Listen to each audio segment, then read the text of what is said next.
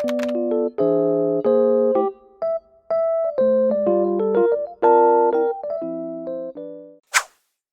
everyone! Welcome to my channel. This is me, Emily, and welcome back dun sa mga nakasubscribe na. If you haven't subscribed, go ahead, click the subscribe button down below. But anyways, guys, for today's video, it will be a little bit different sa usual vlogging setup. So I picked to have a clear white background kasi gagamitin natin yan for later. Anyways, if you're that kind of person who's really having issues about dual citizenship, applicable ba yan dito sa Sweden? What are the steps? Or ano yung mga kailangan yung isipin, tips to save time when you're applying for dual citizenship, mga kung ano-ano man dyan, then this video is for you. So you better keep on watching. Anyways, guys, before we start, I just wanted to clear things out lang din. Okay, so for me, I live here in Sweden. So all of my requirements, ano yung mga kailangan kong gawin, they are all based on the things na required for Swedish citizen na mga Filipino. So ngayon, if you're from another country, let's say, I don't know, like Finland, Norway, or kung ano man, I'm not sure, 100% sure kung ano yung mga requirements na required para sa inyo. But anyways, I'm just speaking for the Filipinos here in Sweden. So, hindi po lahat ng countries are offering dual citizenship. Like for example, sa Japan, I'm not 100% sure, pero yung kapatid ko na nandun, she already lived her entire life almost sa Japan, and she said, if you wanted to become a Japanese citizen or if you wanted to be a Japanese passport holder, then you have to give up your Filipino citizenship. So, hindi po pwede na dalawa yung citizenship mo doon. So, you really have to pick. But luckily, for me here in Sweden, we are allowed to have two citizenship. So, yun yung isa-share ko sa inyo. And another thing that I wanted to point out as well before starting is that once you have attained or kung meron ka ng different citizenship, let's say for example in my case, nung na-accept ako or when they gave me the Swedish citizenship, automatic po kaagad magiging invalid yung Filipino passport mo, hindi ka na Filipino citizen. So, kailangan mo na namang i-reacquire or i-reapply yung pagiging Filipino mo. And that's what we will be talking about today in this video. So, I'll be leaving necessary links, phone numbers, emails on the description box down below for you guys to check if ever needed ninyo. And before anything else, go and check Philippine Embassy in Stockholm's Facebook page as well kasi andun din yung mga necessary links and informations that you'll be needing. But anyways, I'll be leaving this link ng kanilang Google Drive na yung paper nila, dual citizenship na paper or requirements para lang alam niyo. So yeah, let's start with all the requirements for applying dual citizenship here in Sweden. So just a backstory lang. I acquired my Swedish citizenship way back year 2020, May 28, 2020. Naging Swedish citizen na po ako. And from that day, naging invalid na po yung passport ko. Hindi na po ako Filipino citizen. And here comes 2022. I decided na kasi open na yung border, open na yung Philippines for tourists. So, pwede na akong umuwi ng Pinas. So, I decided to go for a vacation and stay in Philippines for more than a month. So, para hindi na ako mag-apply for visa, I decided to apply for dual citizenship na lang. And it took me only a month to get approved. And I'll be sharing with you guys ano yung mga tips para ma-lessen yung time and mas mapabilis yung application ninyo. And mind you guys, sobrang hindi po talaga halos sumasagot sa phone yung Philippine Embassy natin dito sa Stockholm, which is quite frustrating lang for us Filipinos who are applying for visas, passport, dual citizenship, report of marriage. It's just very frustrating lang to keep on calling and won't get any answer. Kasi, ewan ko, I don't know, but for some reason, they don't really answer the calls. May ilang days, may ilang times na sumasagot sila, but maybe 2 out of 10 times silang sumagot. But anyways, I'm here to help you out, guys, kasi I don't want you to experience the same mistake that I did, just to save time. Anyways, the first requirement na kailangan ninyong i-prepare is the petition form. You can find that one dito sa link na ilalagay ko sa description box. Yeah, I'll leave that one. Kailangan nyo ng 2 copies. So, kailangan nyo yung i-print out 2 copies. And you have to fill it in with, lahat big letters to have it more readable, para mas klaro, to save time lang din, para hindi kayo paulit-ulit na mag-submit niyan. Kasi in case may information na hindi masyadong klaro, then they have to ask you again. So that will be another waiting time.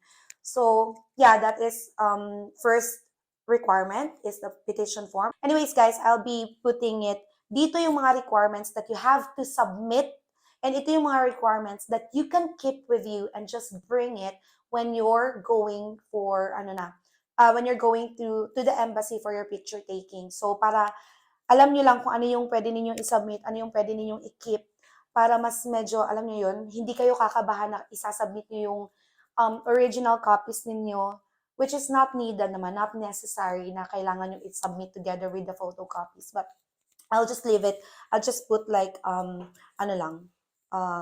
things here. Okay, first, kailangan nyo ng petition form, 2 copies. Dito yan. Kailangan nyo i-submit yan. Second is ID photos, 3.5 by 4.5 or 4.5 by 3.5. Depende kung ano yung nakalagay na setup sa pupuntahan ninyong machine. Kasi ako, guys, I did not go to like professional photographer talaga to have my picture taken. But if you can do it by all means. But ako, I went to Yevle at saka dun sa Valbo, meron silang, alam niyo yung parang photo booth na you can pick kung kailangan mo ng passport picture or yung 3.5 by 4.5 picture, nandun lahat. Meron kang option and I only paid 80 SEK. But I took 2 pictures na. Passport picture and ito nga, 3.5 by 4.5 centimeter na picture para lang ready na lang din if ever mag-apply ako ng passport. So you'll be needing 4 colored pictures. It should have been taken not earlier than 6 months. What does it mean? Kapag ka magpa-picture kayo, guys, kailangan hindi yung 6 months ago or mas luma pa. Kailangan yung bago, like let's say a week or last month lang, last 2 months, pwede yon. Pero yung 6 months ago or mas luma, hindi na po pwede yon. Dapat bagong picture po. And what you have to wear is something formal. Let's say anything na may color, like this one. Pero something like plain or something na hindi yung printed na kagaya ng suot ko ngayon. So for the guys, if you don't have anything like that, pero meron kayong shirt or meron kayong coat, pwede na yun. Yung shirt niyo, lagyan niyo lang ng coat to look a little bit more formal lang. So kailangan formal and not blurry. So hindi po pwede yung sa picture, tapos scan mo or something, or phone. Pwede din naman sa phone, kung may printer kayo sa bahay, pwede nyo din naman niyang gawin. Background is a clear white background lang. So 4 pictures lang po yung kailangan. So next is birth certificate. Pero yung birth certificate, guys, it should be issued from PSA. Huwag po yung birth certificate na nakuha nyo lang sa City Hall, tama ba? Wag yung birth certificate from NSO kung meron pa ba, I'm not sure. But PSA po, yung sa akin kasi PSA talaga, may nakalagay na PSA. Yung original copy ng birth certificate niyo, dito niyo yan ilalagay. You can bring it with you. You don't have to submit it kasi baka mawala yung, let's say, yung letter or along the way hindi ma-receive ng embassy. At least nasa inyo pa din yung original. Yung kailangan nyo lang isubmit is yung 5 photocopies ng birth certificate. Yan yung kailangan ninyong ipasa. So yung original birth certificate ninyo, ipa-photocopy ninyo ng 5 pieces, and then yan yung isasubmit niyo together with the petition form and together with the picture. Fourth one is yung latest Philippine passport. So, di ba, naging Swedish na kayo. So, may passport pa kayo, Philippine passport, yung naging invalid. Yun yung ipapa-photocopy ninyo, 5 pages din, doon sa front page where you can find your picture, name, passport number, validity ng passport, yun yung page na ipapa-photocopy ninyo ng 5 pages. Yung sa akin guys, colored ko siya since may printer naman kami and photocopier dito sa bahay. Yung pinili ko is clear na na colored photocopy, 5 pieces. And then yung original, you'll just bring it with you when you go there. Next is your foreign passport, so Swedish passport. Once na approve na yung Swedish citizenship ninyo guys, next thing you will do is you will apply for a passport, di ba? So yung Swedish passport niyo, ipapa-photocopy niyo din yan, 5 pages. Front page, yung my name, pictures, yun pa din, yung my passport number, yun pa din yung ipapa-photocopy ninyo, 5 pages. And then yung original passport niyo, you will just bring it with you once you go to the embassy. Okay, next. Next is Certificate of Foreign Citizenship. So ano yan siya? When we acquire our Swedish citizenship, we got a certificate from the migration board saying or stating na na-approve na tayo and all that. But the problem is, it is in Swedish and they don't provide English anymore. Hindi na po sila nagbibigay ng English or translated na certificate. So ang gagawin natin guys, that's where the problem is. Yan yung pinaka matrabaho sa part ng pag-apply ng dual citizenship. So ako, I'm lucky. I just want to give a shout out lang din. I'm very, very, very lucky kasi I have a friend, si Ate Vance Henriksson, who lives in Östersund. Siya yung nag-offer na siya na lang magpapatranslate ng papers ko. Kasi guys, una, yung ating Swedish citizenship na certificate, naka-Swedish po yan. Kailangan nyo po yung ipatranslate not by anyone, not by any Swedish person. Kailangan nyo po siyang ipatranslate sa legit na nagtatranslate ng mga documents. I don't know where, pero dito sa amin, nasa Uppsala, pero sobrang mahal. Hindi ko lang alam kung ano yung name. But then, after nyo napatranslate yan, you have to have it notarized sa Notarius Publicus. So, meron din daw sa Uppsala, hindi ko lang alam kung saan, but maybe you can ask your partner, you can ask anyone you know, kung saan yung pinaka-closest Notarius Publicus na pwede ninyong hanapin. For me, yeah, I got it from Ate Vance. Siya yung nag-offer. Thank you so much, Ate Vance. Shout out sa Henriksson family. Thank you so much for the help. So, yung kang Ate Vance, pinanotarize niya somewhere in Östersund. Hanapin nyo na lang. And then, yung best part lang doon is, saan siya nagpa-notarize, meron din silang translation. So, isa lang yung binayaran ko, around 600 SEK. So, yung dito sa Uppsala kasi iba yung notarize, iba din yung translation. So, aabot ako ng around 1,000 Swedish kroner, which is quite expensive na for just one document. So, yun yung pinanotarize namin. Pinanotarize ni Ate Vance and then sinend niya na lang sa akin. Pinamail ko na lang sa kanya through PostNord. So, yan yung kailangan ninyo. You need Notarius Publicus to have a stamp and signature dun sa inyong translated document ng Swedish citizenship certificate. So, kailangan na kailangan niyo yan, guys. If you are married or divorced, you also have to submit a paper for that kasi they will ask you if you wanted to have report of marriage. And this is my first tip to all of you guys. I got married 2021. And hindi pa po siya reported sa Philippine Embassy. So technically in Philippines, I'm still single. But here in Sweden, I'm already married. But I would suggest if you wanted to, get the dual citizenship as fast as possible, tell them na ayaw mo munang i-report yung marriage mo because that one can wait after mo nang makuha yung dual citizenship. So for me, I told them na I can report my marriage right after na lang na dual na ako because then it will take time. Yung report of marriage, guys, mas matagal po siya kaysa sa dual citizen. So I would suggest try to postpone na lang the report of marriage, do it later. So yung application mo, yun lang yung problema kasi yung application mo as a dual citizen or Filipino citizen, magiging single ka pa din. So, after mo na-translate yung Swedish citizenship paper mo, we're done with that. Ipa-photocopy mo ng 5 pages. Lahat ng copies na matatanggap mo from Notarius Publicus, ipa-photocopy mo ng 5 pages and isasubmit mo yan. And then yung English version, original English version, at saka yung Swedish version, i-keep mo lang sa'yo. Dalhin mo na lang doon. So, ano yung pinag-usapan natin about report of marriage? For example, in my case, yung last name ko sa aking Swedish passport is Nalogon Mortensson kasi nga married na ako dito.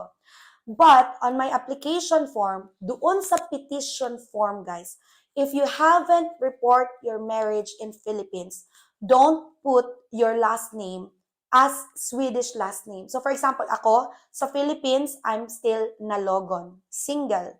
Dito, I'm Nalogon Mortensson, married. Pero sa petition form ko, ang nilagay ko doon sa last name ko is Nalogon. Huwag mong gamitin yung Nalogon Mortensson or yung last name mo dito sa Sweden. And huwag mong ilagay married. Ang ilagay mo sa status is single kasi hindi mo pa nare-report yung marriage mo sa Philippines. Okay? Kung confusing yan, just leave a comment down below and I'll try to help you out. So, for example, sa akin, yung dyan ako natagalan, guys, kasi sa petition form ko, ang nilagay ko is Nalogon Mortensson, married. But then, when they check, hindi pa na-report yung marriage ko and I don't want to report it because it will take time. So, kailangan ko na namang mag-resubmit ng petition form writing the correct way, which is yung last name ko as single and then status single. So, ganun yung gagawin ninyo. But if you already reported your marriage way back sa Philippines, then yun din yung gagamitin nyo na last name. For example, let's say na-report na yung marriage namin ni Martin bago ako nag-apply ng dual citizenship. Then yung gagawin ko, yung i-fill up ko doon is Nalogon Mortensson, married. But since hindi pa, ang ilalagay ko is Nalogon, single. So yun din yung gagawin ninyo guys to save time. And then if you have a kid applying together with you, yung mga requirements na needed sa'yo, yun din yung mga requirements na needed nila. Except if they were born here in Sweden, so automatic Swedish citizens sila. So they won't be needing any certificate. Pero yung Swedish passport, ano pa ba, if na-report na yung birth nila sa Pinas, kailangan nyo din ng PSA birth certificate. So yun yung mga kailangan ninyong gawin. So yung petition form, I'm not, wait, because, okay, sa requirements naman ng bata, if may kasama kayong mag-apply na anak ninyo below 18, wala na silang petition form kasi it's gonna be under your name. And then all they need to pass is ID pictures, birth certificate, latest Philippine passport, foreign passport, and if meron silang certificate of citizenship, foreign citizenship, kailangan din nila yung isubmit in English version, translated in English. Kung wala naman, if they are born here in Sweden, so automatic Swedish na sila, then that one you can skip. Anyways, so yun, you just need to translate that one in English, 5 copies. Okay, next, if widowed naman kayo, kailangan ninyo ng death certificate ng inyong partner. But I can't really go through that, guys, kasi hindi ko yan, hindi siya applicable for me. So, kailangan nyo talagang basahin yung requirements na ilalagay ko on the link down below for you guys to get thorough explanation lang din. In case the name of the applicant on her PSA birth certificate is different from her foreign passport, kailangan mong maglagay ng affidavit or explanation kung bakit. So for example guys, ako, yung PSA birth certificate ko is Nalogon. Kasi, di ba, I was born and raised in Philippines. So, Nalogon yung nasa birth certificate ko. Ang nasa foreign passport ko naman is Nalogon Mortensson. So, I wrote a letter, a handwritten na letter, saying na I got married 2021, so that's why my last name is my last name is Nalogon Mortensson. Different from my PSA since I was born and raised in Philippines, so my last name is still Nalogon, and I haven't reported my marriage yet. So, blah, blah, blah. Mga konting explanation lang. Kahit Tagalogin ninyo po pwede yan, guys. Tapos, permahan mo, ipapanotarize mo din yan at pepermahan ng lawyer. I mean, that's what I did, and I didn't get any questions or anything at all. My application went smoothly. So, yan din yung sasuggest ko sa inyo na gawin ninyo. Papermahan ninyo yung letter ng explanation ninyo, and then, ipapanotarize nyo din yan. And then, photocopy nyo 5 copies, yan din yung isasubmit ninyo. Okay, so, technically, yun lang yung mga kailangan ninyong gawin. And then, you have to pay 550 para sa tawag dito, application. Tapos sa bata naman is 275. So guys, ako, I thought application ng passport is different. But apparently, kapag ka nag-apply kayo ng dual citizenship, yung passport is kasama na. But I'm not sure if babayaran yung separated na payment. Kasi ako hindi ko na ma-remember magkano yung binayad ko. But they told me na kasama na yung passport application ko doon. So I still have to get my Philippine passport. Kasi guys, that was last, I think lumabas yung passport ko around July and nasa Pinas pa ako until now hindi ko pa nakukuha. So hopefully nasa embassy pa yung passport ko. But anyways, kasama na po yung passport doon sa application ng dual citizenship ninyo. Just go ahead and ask them if you're unsure. Pwede nyo naman silang tanungin. So after that, kung may mga problema, they will email you. Kung wala naman, the next thing you will get is an email from their legal team asking for the time kung kailan kayo available. But this one, guys, ako kasi nung tinake ko siya, yung Philippine Embassy is not yet welcoming applicants pa because of COVID. So, ang nangyari, they email me asking me kung kailan yung available time ko para mag-Zoom kami or via Teams. No, I think it was through Zoom, parang Zoom meeting. And it only took 5 minutes lang to get done. So, yung ginawa ko, nag-oath taking ako. May isang trabahante sila. I'm not sure who it was, but I think it was one of their legal team na pina-oath taking ako, nag-state ako ng name ko, Emily Rose Nalogon, blah, blah, blah. So, yun ginawa ko. And kung may minor kayo na kasama, guys, no need nilang gawin yon. Pero kung yung kasama ninyo is anak ninyo above 18 years old, 18 and above, kailangan nilang mag-oath taking then. And they have to submit same papers as you do. Yung petition form, different application talaga sila. Pero kapag ka-minor naman, kasama lang sila sa application ninyo. So yun na nga, nag-oath taking ako and through Zoom lang. So I don't need to go to Stockholm for the oath taking. And after nun, guys, I think ilang weeks lang, nag-email sila sa akin that I need to go to the embassy sa LIDINGÖ. I don't know how to pronounce it, but I need to go there in person for the picture taking ng passport and to sign necessary documents. And kailangan mong dalhin, guys, yung anak ninyo na kasama ninyo nag-apply. Lahat ng applicant na kasama ninyo, you need to bring them with you. They need to see you in person and stuff like that. So, yun yung mga requirements na sinubmit ko. Anyways, guys, just a tips. Now that we're done with all the requirements, ito naman yung mga tips na gusto kong ibigay sa inyo. First is, yun na nga, yung don't report your marriage yet if you haven't done it yet kasi it will take time. Go do your dual citizenship application muna and then you can do your report of marriage maybe some other month or some other day, I don't know. Paunahin nyo muna yung dual citizenship ninyo. Second, don't submit any original documents aside from the petition form. Lahat ng original documents ninyo, i-photocopy ninyo ng 5 pages each, and that's what you have to submit. Third, isend ninyo siya ng rec.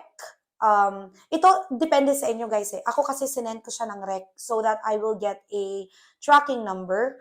But the problem is that kung isasend ninyo siya ng rec, hindi po agad nila kinukuha yan doon sa pick-up point. So, minsan kailangan nyo mag-antay, you have to call them, tell them na meron kang sinend and stuff like that. And bago ninyo isend yung application form ninyo, yung letter ninyo, you have to call them and let them know na may ipapadala kayo. But better yet, try to send it through, Brevloda, yung sa mailbox nila, kasi baka mas madali nilang makuha yan.